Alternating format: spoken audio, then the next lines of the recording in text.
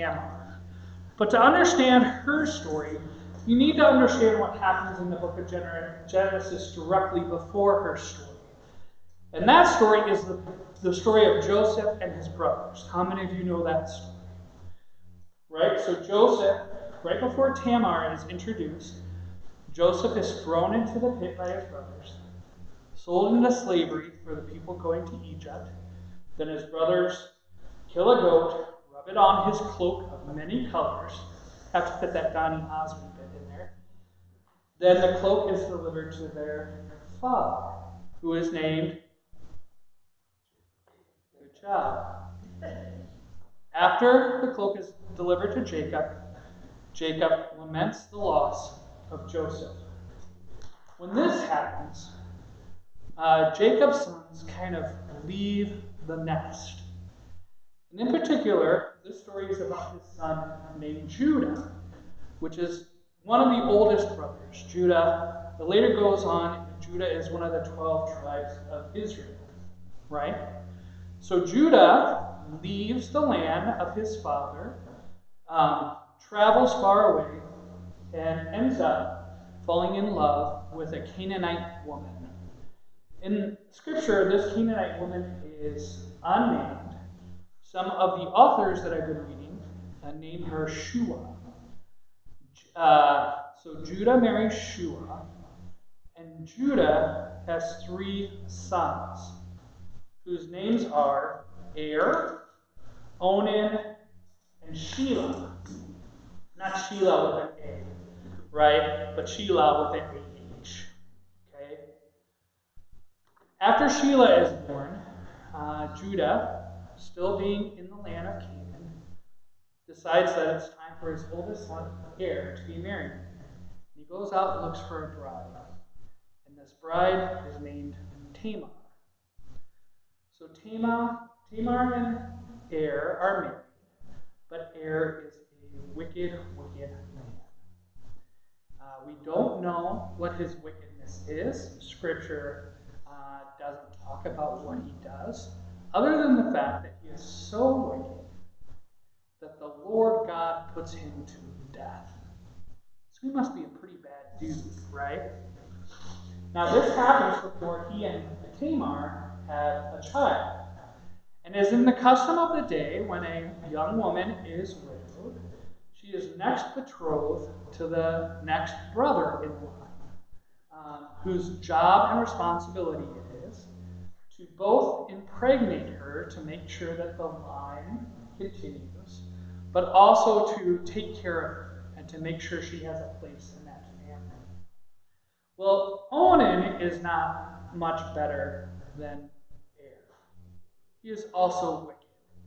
He does indeed take Tamar to be his bride, and he goes in to lie with Tamar and experiences coitus interruptus. Okay? So they consummate the marriage, but consummate the marriage in such a way that there is no possibility that Tamar will be impregnated. You can read what it says in the Bible, but there's smaller kids in the room, so I don't want to go there. Now, the Lord sees Onan do this and figures that Onan is not living up to his responsibilities, to his household, or to Tamar, so the Lord also puts Onan to death. Next is little Shelah.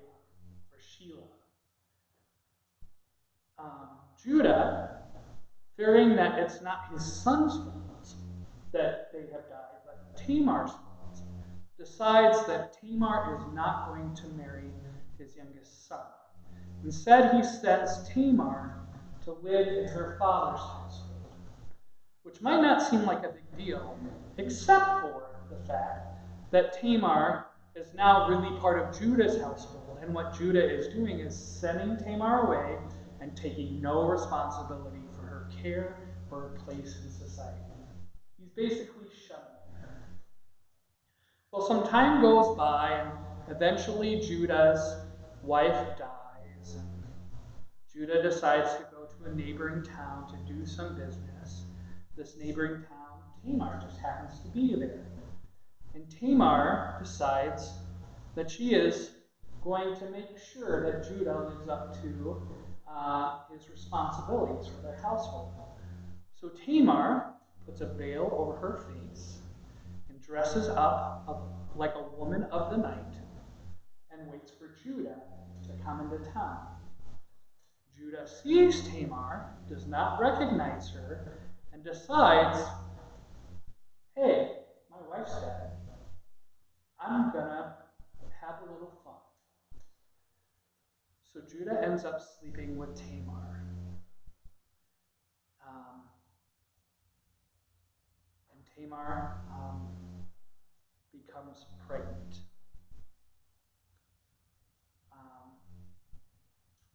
Judah doesn't know this, though. He says that he doesn't have any way to compensate Tamar for their nighttime activities, but he promises to Tamar that he will send a goat from his herd to pay Tamar for her services. Tamar says that this pledge isn't enough. She wants to be sure that Judah's going to pay up. So she orders Judah to leave his staff and a signet that he wears around his neck. And the signet has this special stamp that means Judah on it. And this would be the stamp that Judah would put on correspondence or anything. So they knew it was from Judah. And that he was to leave that with her until she received the goat. And then she would return these items. Well, about 3 months go by, and Judah hears that Tamar, his daughter-in-law, is pregnant. And this upsets Judah.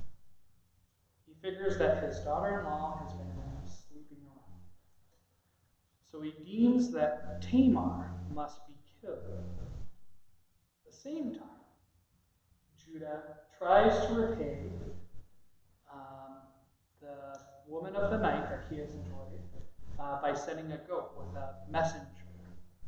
The messenger comes back and says, Judah, you need to handle this. So Judah goes, and when Judah goes, Tamar hands Judah the staff and the signet and tells him that the child in her womb is his.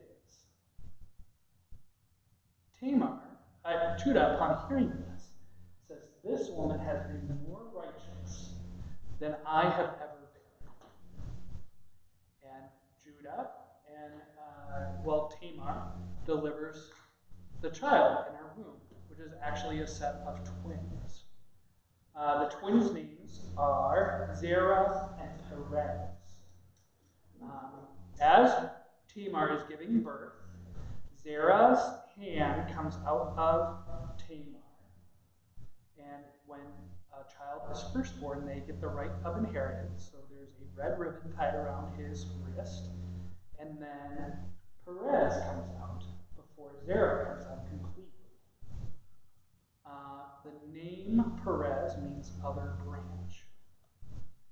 And Perez becomes the ancestor to King David, who then becomes the ancestor to Jesus.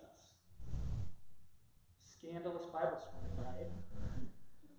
All happens in the 38th chapter of the book of Genesis. If you want some scandalous reading, open up your Bibles. So what does the story of Tamar have to do with Jesus and why it's so important? I'm thinking about this a lot lately. I can be completely honest and say I haven't spent a lot of time, right before this, spent a lot of time reflecting on the story of Tamar. I remember reading it in seminary, but other than that, not too familiar with the story. But what I can kind of glean from the story is that Tamar is the first in a line of people that God uses and that Scripture uses that are outside a system that do the right thing. Right? Now, it might seem scandalous that Tamar slept with her father-in-law, but she was holding him accountable to his his duties as the head of the household. And Tamar, for me, is the same kind of as the Good Samaritan. And in that line of the unrighteous, Israelite people, showing the Israelites how to live according to God's will. Right? And that sometimes it takes an outsider of the system to do something to indicate to those who are in the system that they aren't doing what they need to be doing. And if you want a story about that, that's the major. Right? Jesus comes in the form of an outsider. Jesus comes in the form of a young child born in desperate poverty to a woman who should have been shunned and be put outside of the system. Jesus declares to this system, this holy people, that what they've been doing is wrong. That what they should be doing instead is living a life that loves, honors, and values all of creation. Jesus comes and says, no one's on the outside anymore. We're all in the same boat. That's how I think Tamar and Jesus connect. This unexpected, the surprising outsider saying, hey, wait a second. You got things to do and responsibilities. You have a way of life that you're supposed to live. I'm going to hold you in account to that. So I'd love to talk to you more about Tamar if you're interested. You can give me a phone call. Like I said, I'll take you out for a cup of coffee or any other beverage that you choose. And we can talk more about the scandalous story in Genesis. Praise be to God. Amen.